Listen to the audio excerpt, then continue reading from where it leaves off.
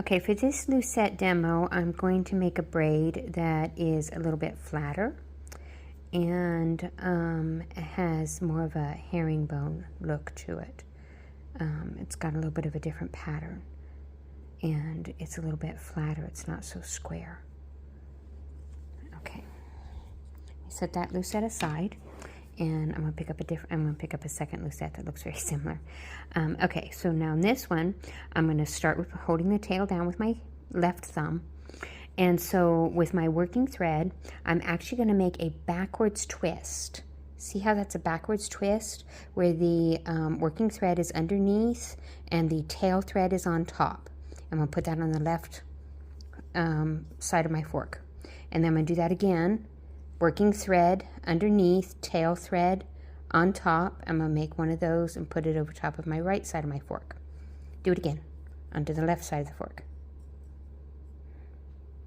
Okay, and then I'm gonna pick that up and pick up the one from the bottom and lift it up over the top. Now, instead, and then I'm gonna bring this down to, I'm not going to draw that really tight. I'm going to leave like a little bit of a loop. See how that's got a little tiny loop right there?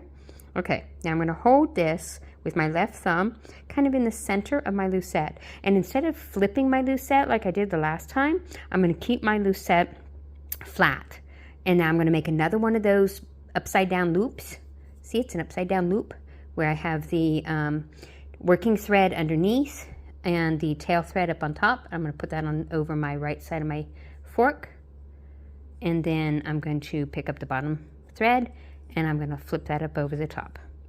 And again, I'm going to bring that loop that I just flipped over and I'm going to bring it down, but again, I'm going to leave it just a little bit. See how I left just a little bit there?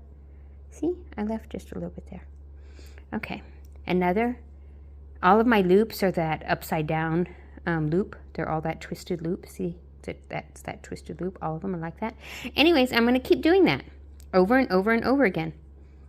And that is what is going to create that really cool flattened herringbone style braid.